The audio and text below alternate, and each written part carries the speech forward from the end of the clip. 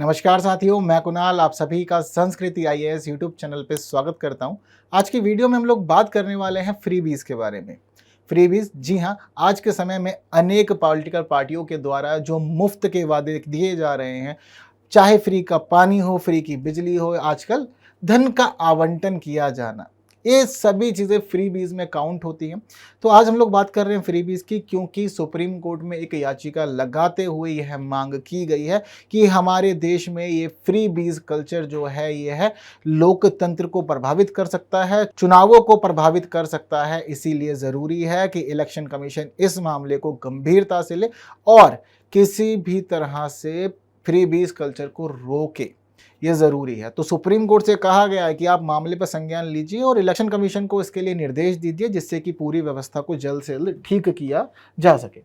तो supreme court ने चुनावों के दौरान राजनीतिक दलों द्वारा मुफ्त का वादा करने की प्रथा को चुनौती देने वाली एक जनहित याचिका को स्वीकार कर लिया है और कहा है कि बिल्कुल बात आपकी ठीक है, हम जल्द से जल्द इसके ऊपर सुनवाई करेंगे और एक महत्वपूर्ण निर्णय लेंगे। दरअसल जब से आम आदमी पार्टी ने दिल्ली में अपनी सत्ता काबिज की है, उसके बाद से ही अलग अलग पॉलिटिकल पार्टी का रुझान फ्रीबीज की तरफ हो गया है। पहले हम लोग देश भर में कहीं नहीं सुनते थे कि कोई भी चीज़ फ्री में मिल रही है। अब आजकल हम लोग खास तौर पर यह सुनते हैं कि फ्री में बिजली मिल रही है, फ्री में पानी मिल रहा है और इसके अलावा यात्रा भी मुफ्त की जा रही है। अब आजकल जो चुनाव का दौर चल रहा है, चुनाव के दौर में हम देख रहे हैं कि दिल्ली के मुख्यमंत्री साहब पहले ही कह चुके हैं कि हर महिला को, जो भी दिल्ली की महिला है 18 वर्ष से अधिक उम्र की है, उसे हम लोग 1000 रुपये प्रति माह देंगे ताकि आप लोग अपने खर्चे पूरे कर लें। वहीं इसके अलावा इसी चुनावी दौर में राहुल गांधी कह चुके हैं कि हम 1 साल में महिलाओं को 1 लाख रुपये देंगे। तो वादे बढ़ चढ़कर हो रहे हैं और जो जितना कह पा रहा है वो उतना कह दे रहा है। अब इसी वजह से यह पिटीशन पहुंच गई है सुप्रीम कोर्ट तक कि देखिए मामला गंभीर है, लोगों को लालच दिया जा रहा है। पहले लालच पर्दे के पीछे होता था, पहले देखा जाता था कि वोट के लिए नोट चल रहा है, वोट के लिए शराब चल रही है, बांटे जा रहे हैं, छुप छुप के बांट रहे हैं इलेक्शन कमीशन से बच करके। लेकिन आजकल जो ट्रेंड है बदल गया है, चुनावी दौर में खुले तौर पर ऐसे वादे प्रस्तुत किए जा रहे हैं जो चुनाव को प्रभावित कर सकते हैं। संभावना है बिल्कुल, इसको लेकर के कोई दो राय नहीं है। तो इससे संबंधित पूरा मामला हम लोग जानेंगे, देखेंगे, समझेंगे। सबसे पहले समझते हैं कि जनहित याचिका क्या कहती है, क्योंकि जनहित याचिका जो है यह बहुत अधिक खास है। इसमें बताया गया है कि क्यों ज़रूरी है फ्रीबीज कल्चर के ऊपर लगाम लगाना, और साथ साथ इन्होंने पिटीशन के अंदर ही उपाय भी बताए हैं कि सुप्रीम कोर्ट किस प्रकार से इलेक्शन कमीशन को आदेश दे, कहां कहां चीज़ें देखी जानी है, जिसके आधार पर चीज़ों को कंट्रोल किया जा सकता है। इसके साथ ही फ्रीबीज कल्चर होना चाहिए या नहीं, अगर होगा तो क्या क्या चीज़ें रहेंगी और इसके होने से क्या नकारात्मक परिणाम होंगे, हर एक चीज़ हम लोग देखते हैं। तो देखिए, सबसे पहले एक प्रश्न देख लीजिए। बिल्कुल संभावना है कि यह प्रश्न आपकी मुख्य परीक्षा में पूछ लिया जाए। तो मेंस में यह प्रश्न आने की स्थिति में ज़रूरी है कि आप अपने नोट्स प्रॉपर तैयार रखें, ताकि आपको मुख्य परीक्षा लिखते समय किसी भी प्रकार की समस्या का सामना करना ही ना पड़े। इसके साथ ही समझते मामला क्या है। तो देखिए, आप सभी को पता है कि इलेक्शन कमीशन के द्वारा चुनावों की घोषणा देश में की जा चुकी है। पहले दौर का जो चुनाव है, यानी कि पहले चरण का चुनाव 19 अप्रैल को, जबकि अंतिम चरण का चुनाव 1 जून को होना है। ये सभी चीज़ें क्लियर कर दी गई हैं। 7 चरणों में होगा पूरा का पूरा यह चुनाव। अब चुनाव का दौर चल रहा है, देश भर में मॉडल कोड ऑफ कंडक्ट लागू भी हो चुकी है, यहाँ तक भी कहानी ठीक है। अब उसी बीच इस प्रकार की पिटीशन आना ज़रूरी है, क्योंकि चुनाव प्रभावित हो सकते हैं। वहीं अभी मॉडल कोड ऑफ कंडक्ट लागू होने से पहले वादों को प्रस्तुत किया जा चुका है, चाहे दिल्ली का बजट हो या फिर अलग अलग पॉलिटिकल पार्टीज अपनी बातें रख रही हैं और सभी के मुद्दों में देखने को मिल रहा है कि फ्रीबीज शामिल है ही है। तो मामला पहुंचा है फिलहाल यह भारत के मुख्य न्यायाधीश DY चंद्रचूड़ की अध्यक्षता वाली पीठ के पास में। इसमें 2 और न्यायाधीश शामिल हैं, न्यायमूर्ति JB पारदीवाला और न्यायमूर्ति मनोज मिश्रा। तो तीनों लोगों ने फैसला किया है, सहमति दर्ज की है कि पूरी सुनवाई हम लोग करेंगे। लेकिन जो पिटीशन दर्ज की गई है, पिटीशन बड़ी ही ठोस दर्ज की गई थी। पिटीशन के अंदर इतने खास मुद्दे प्रस्तुत किए गए हैं जो अपने आप में समझने, देखने, जानने योग्य हैं। जैसे कि जनहित याचिका लगाई गई है वकील अश्विनी उपाध्याय साहब के द्वारा, और इन्होंने पिटीशन लगाते हुए खास पहलुओं को हाईलाइट किया है। सबसे पहले इन्होंने कहा कि देखिए, ये जो फ्रीबीज कल्चर चल रहा है, यानी कि आप जो मुफ्त के वादे देख रहे हैं अलग अलग पॉलिटिकल पार्टीज के द्वारा, इसके पीछे जो मुख्य उद्देश्य है वह सिर्फ चुनावी समर्थन हासिल करना ही है, इसके अलावा और कुछ नहीं है। जबकि हम लोगों ने दिल्ली में ही खुद देखा था कि जब 2014 और 2015 में दिल्ली के विधानसभा चुनाव हुए, दोनों ही चुनावों में फ्रीबीज एक बड़ा मुद्दा रहा। लोगों ने इस पहलुओं को बहुत सराहा कि भाई किस प्रकार से आने वाले समय में फ्री बिजली और फ्री पानी मिलने वाला है। और साथ ही बाद में हमने देखा कि महिलाओं के लिए यात्रा भी पूरी दिल्ली में फ्री है। अब जब भी आप डीटीसी में जाते हैं, इसके अलावा मेट्रो तक भी बात पहुंच गई थी। देखी गई सभी चीजें, जानी गई सभी चीजें, तो चुनावी समर्थन हासिल करने का एक बड़ा साधन बन गया है आज के समय में फ्रीबीज। यह हम सभी लोग देख पा रहे हैं सरलता से, कोई दिक्कत नहीं है। अब फ्रीबीज के साथ साथ ही क्या हो रहा है कि आप चुनावी समर्थन तो हासिल कर ले रहे हैं। मुख्य मुद्दा सभी हर एक नेता का यही होता है, हर नेता चाहता है कि मैं जीतूं, बार बार जीतूं, मेरी पार्टी जीते, बार बार जीते, सत्ता में हम बने रहें, हमारे अकॉर्डिंग सिस्टम चलता रहे। पहला मुद्दा तो ये हो गया। पर इन्होंने कहा कि चुनावी समर्थन हासिल करने का तरीका बहुत गलत है। इस प्रकार से चुनावी समर्थन हासिल नहीं करना चाहिए। आपको वास्तविक मुद्दों पर चुनाव लड़ना चाहिए, ना कि जनता को फ्री का लालच दे करके लुभाना चाहिए। ये चीज नहीं होनी चाहिए व्यवस्था में। इन्होंने कहा कि यदि ऐसा कुछ होता है तो संविधान का उल्लंघन है व्यवस्था में पूरी तरह से। हमारा संविधान समानता की बात करता है, साथ साथ हमारा संविधान यह भी कहता है कि देश की जो एकता है, अखंडता है, लोकतंत्र है, सब बना रहना चाहिए। यदि आप चुनाव जो आने वाले समय में देश का भविष्य निर्धारित करेगी, देश की दिशा और दशा दोनों निर्धारित करेगी, उस पूरी स्थिति के अंदर आप उस तरफ वोट कर दे रहे हैं जहां आपको मुफ्तखोरी दिखाई दे रही है, तो संविधान का उल्लंघन है, संवैधानिक मूल्यों का उल्लंघन है, जो कि नहीं होना चाहिए। चुनावी प्रक्रिया की निष्पक्षता को बाधित करता है, बिल्कुल संभव है। चुनाव अच्छा खासा चल रहा है, सब चीज़ सिस्टम में है। अब सब चीज़ सिस्टम में है, चुनाव अच्छा खासा चल रहा है, आपकी मेंटेलिटी भी सेट हो गई है कि ठीक है, यह उम्मीदवार जो है ईमानदार है, यह पार्टी ठीक है। अचानक से दूसरा व्यक्ति आता है, कहता है कि बिल्कुल आपके घर के बाहर 500-500 के नोट बांटे जाएंगे आने वाले समय में, या आपके अकाउंट में 500-500 रुपये हर हफ्ता या फिर हर महीने क्रेडिट किए जाएंगे। आप बोलोगे देश में तो जो चल रहा है, छोड़ो, क्या फर्क पड़ता है, पैसा अपने घर आएगा तो कुछ खास फायदा होगा या नहीं होगा, उस तरफ विचार किया जाएगा। लोग सोचते हैं कि ठीक है, देश तो चल ही रहा है, देश तो पिछले 70 सालों से भी चल रहा है, इसमें भी कोई दो राय नहीं। जब देश चल ही रहा है तो पिछली सरकारों ने तो आज तक हमें नहीं कहा कि आपके अकाउंट में पैसे डाले जाएंगे, आपकी बिजली फ्री कर देंगे, आपके लिए पानी फ्री कर देंगे, कभी नहीं बोला। ये आदमी खास है, ये आदमी कह रहा है। और ज़रूरत क्या है, आम आदमी की ज़रूरत तो होती है रोटी, कपड़ा और मकान।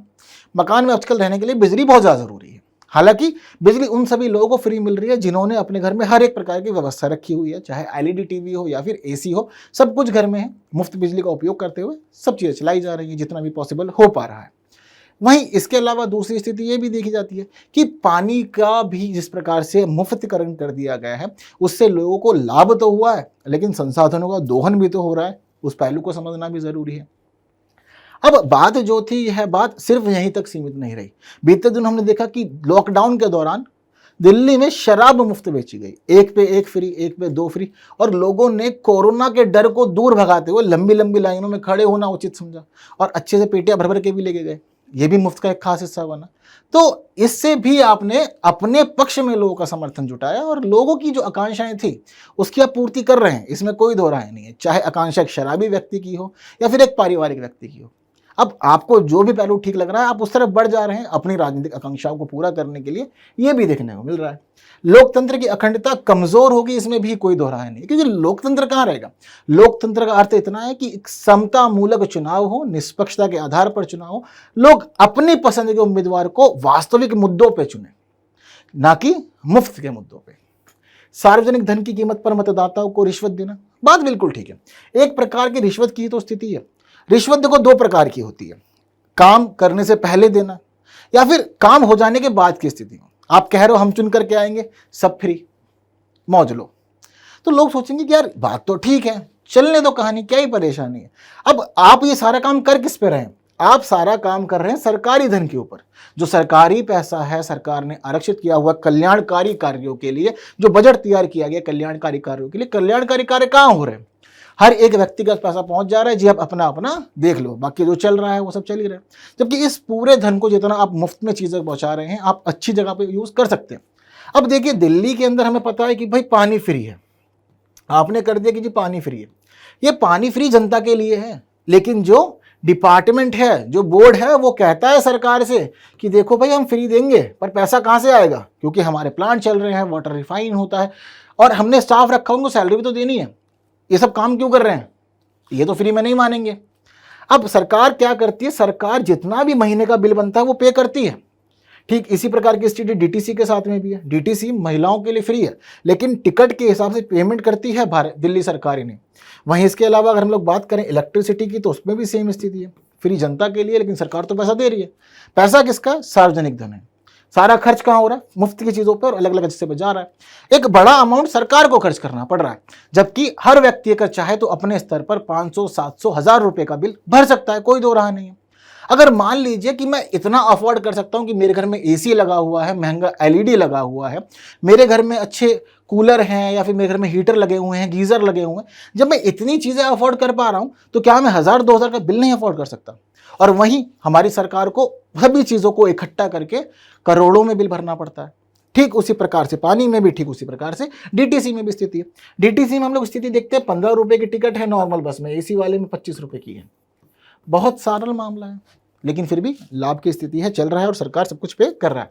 तो सार्वजनिक धन की कीमत पे ही सारा लाभ उठाया जा रहा है जनता के द्वारा। यह सभी काम व्यक्ति अपने ऊपर भी कर सकता है, क्योंकि यह सभी चीजें आपके लिए है, आपके जीवन के लिए, आप अपने अनुरूप यूज कर रहे हैं, कोई दो राय नहीं। लेकिन उस सबके बावजूद सरकार उठा रही है, क्योंकि सरकार को पता है लोगों को पसंद है ये चीजें। हर व्यक्ति चाहता है कि ठीक है, हाँ चल रहा है व्यवस्था, कोई दिक्कत नहीं, तो स्वीकार किया गया है, वो मामले को आगे बढ़ा लिया गया है। तो यह सभी इन्होंने मुद्दे प्रस्तुत किए कि देखिए फ्री बीज कल्चर की वजह से क्या क्या दिक्कतें हो सकती हैं। इन्होंने अपनी पिटीशन में बताया कि कैसे सुधार करना है। यहां उन्होंने प्रस्तुत किया कि देखिए जी, चुनाव की पवित्रता को बनाए रखने के लिए जरूरी है सुप्रीम कोर्ट आदेश दे और इलेक्शन कमीशन कुछ उपचार लागू करे, जिससे कि आने वाले समय में चुनाव वास्तविक चुनाव हो, निष्पक्ष चुनाव हो और किसी प्रकार से लोगों को लालच ना दिया जा सके। कुछ उपाय कीजिए। क्या उपाय हो सकते हैं पूछा गया। कहा गया यहां पर कि देखिए, सबसे पहले जरूरी है कि हमारे देश में जो लोक लुभावन राजनीति चल रही है आजकल, फ्री वाली, इसको बैन किया जाए। इलेक्शन कमीशन इसके ऊपर स्ट्रिक्ट हो जाए और इलेक्शन कमीशन पहले क्लियर कर दे, वास्तविक मुद्दों पे काम करना है जी, वास्तविक मुद्दों पे बात करना है। इसके अलावा कहीं भी किसने कहा फ्री है, तुरंत इलेक्शन से बाहर। पहले बता दो कि देखो फ्री की बात कोई नहीं करेगा पूरे इलेक्शन में। जो बात करनी है, सड़क की बात करो, इंफ्रास्ट्रक्चर की बात करो, पुल की बात करो, या फिर शिक्षा की बात करो, स्वास्थ्य की बात करो, यह सब बातें स्वीकार की जाएंगी, लेकिन फ्री की चीज स्वीकार नहीं की जाएगी।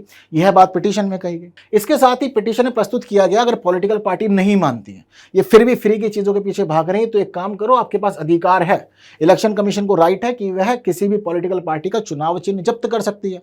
आप अपने अधिकार का यूज करो, चुनाव चिन्ह जब्त कर लो। नहीं मान रही है तो पॉलिटिकल पार्टी का पंजीकरण ही रद्द कर दो पूरी तरह से। आपको अधिकार है, इलेक्शन कमीशन ऑफ इंडिया के पास पावर है सबकी, तो वह यूज क्यों नहीं करता? यूज करे, आगे बढ़े, कोई दिक्कत नहीं। इसके साथ ही यहां पर यह भी उपचार बताया गया कि अगर चाहे तो भारत सरकार चुनाव चिन्ह आदेश 1968 में संशोधन कर सकती है, और अंशल में संशोधन करते हुए यहां प्रावधान कर सकते हैं कि देखिए, मुफ्त की राजनीति देश में नहीं चलेगी। आप इसमें व्यवस्था कर दीजिए, कोई भी पॉलिटिकल पार्टी मुफ्त के वादे करती है, मुफ्त के मुद्दे उठाती है, फ्री चीज़ों को देने की बात कहती है, तो इसको स्वीकार नहीं किया जाएगा। और जब कभी भी ऐसा होगा तो पॉलिटिकल पार्टीज के अगेंस्ट एक्शन लिया जाएगा। क्लियर कर दीजिए आप, ताकि चीज़ों को नियंत्रित किया जा सके। ये कर दिया इन्होंने। बताया समस्या क्या है, प्रभाव क्या पड़ रहा है, और साथ साथ बताया इन्होंने कि किस तरह से इसको ठीक किया जा सकता है। तो कहा गया कि सुप्रीम कोर्ट आदेश दे दे इलेक्शन कमीशन ऑफ इंडिया को, और इस रूपों से चीज़ों को ठीक किया जा सकता है। हालांकि पूरी पिटीशन को देखने, जानने, समझने के बाद सुप्रीम कोर्ट ने कहा है कि जी बात तो बिल्कुल ठीक है, आपकी बात में पॉइंट है, इसलिए हम सुनवाई करेंगे। तो सुनवाई चलेगी। अब जब तक इस पर अंतिम निर्णय नहीं आता तब तक देखते हैं, जैसे ही अंतिम निर्णय आएगा फिर एक बार चर्चा करेंगे क्लास में पूरे मुद्दे पे, कोई दिक्कत नहीं। लेकिन फ्री बीज होनी चाहिए या नहीं, जरा एक बार समझते हैं ये सब भी। ये कुछ स्थिति हमारे देश में चल रही है, अलग अलग जगह फ्री बिजली, फ्री पानी की बात, और वाइन और बियर शॉप पे भी दिख रहा है कि एक के साथ एक फ्री, एक के साथ दो फ्री, एक के साथ तीन फ्री। लोग अच्छे से इसको भी एंजॉय कर रहे हैं। सब फ्री बीज कल्चर में ही ये चल भी रहा है। मुफ्त सेवाओं की आवश्यकता किस प्रकार है, या कहाँ कहाँ बातें की गई, जरा समझते हैं।